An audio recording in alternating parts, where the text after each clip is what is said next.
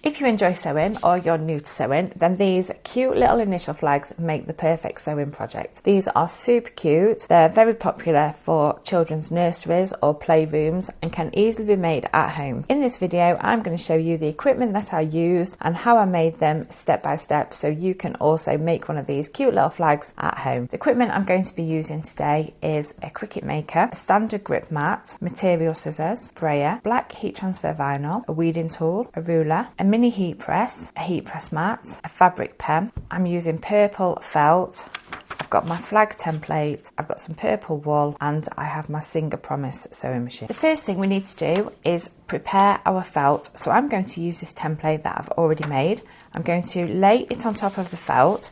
My felt is folded in half because I want two sides to it. Placing the template right up to the top against the fold, I'm going to use the ruler against the template so that when I draw around the template, I get perfectly straight lines. Now we've drawn around the outline of our flag, this is how it is looking. We now need to draw a line across the top of the fabric to sew along that's going to hold the dowel in place. This is the dowel I'm going to be using. Make sure that before you draw the line, you're going to have enough space. For mine, I'm going to leave a 2 centimetre gap, and that's going to allow my dowel to slot in and be held in securely. We've now got our guidelines that we're going to sew along. So we're going to sew down the side, across the bottom, back up and straight across the top, leaving a gap either side for our dowel to slot in. We don't need to worry about the black pen lines on our flag because the pen that I've used is a special material pen, so that when I apply heat to it at the end when I add the vinyl, all the pen lines will disappear. Using the sewing machine, I'm going to sew along the black lines. I am just using white cotton in the sewing machine, but if you wanted to, you could change the cotton in your machine to match the material that you're using, so it would be disguised a little bit more. But today I'm just going to use white.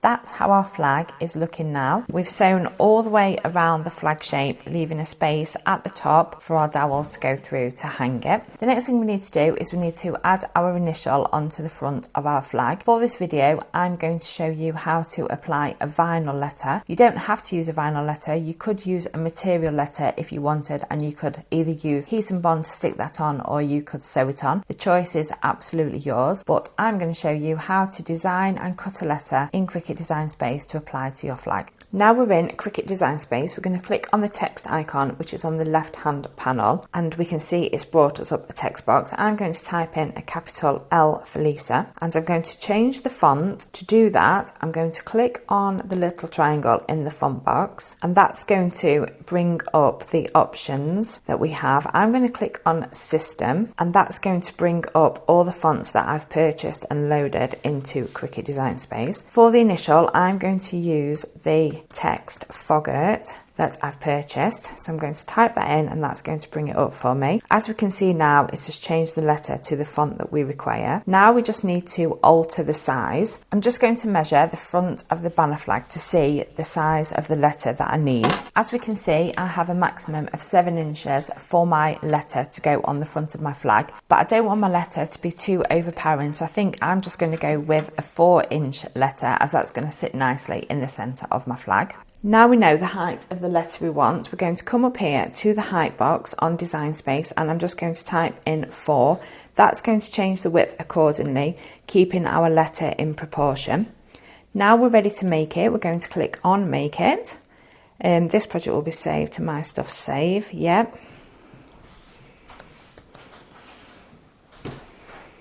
I'm going to select on the mat and click confirm. As we're using heat transfer vinyl, we now need to mirror the image. That's really important when using heat transfer vinyl, so it cuts it out the opposite way. Now going to click on continue. It now wants us to select the material that we're going to cut. I'm going to choose premium vinyl, and I always like the pressure to be more, as this gives the best cut possible. Now we need to prepare our mat ready for cutting. As we're using heat transfer vinyl, we need to make sure that the shiny carrier sheet side is facing down on the mat. So I'm going to pop that on the mat. I'm just going to use my Cricut brayer to secure it to the mat, as we don't want it moving during cutting. Now we're ready to load the mat into the Cricut and start the cutting process.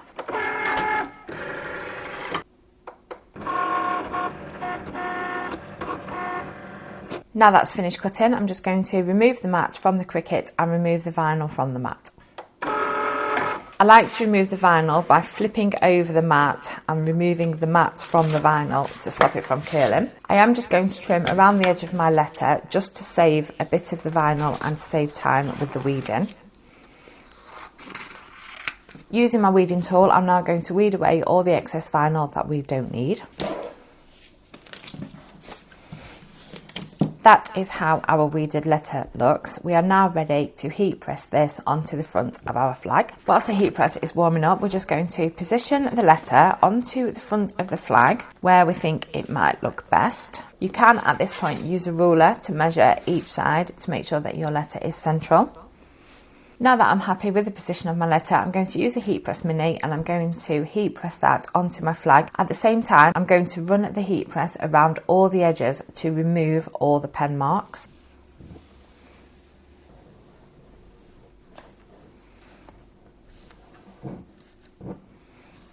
When you're happy that the letter has been pressed onto the felt, you can remove the carrier sheet carefully. If at any point the letter isn't stuck down, then just simply reapply the carrier sheet and apply more pressure using the heat press. That's stuck down really well. I'm really happy with that. I'm now going to trim the felt all around the edge, leaving about a ½ centimetre gap as I don't want to risk cutting through any of my stitches and ruining my flag.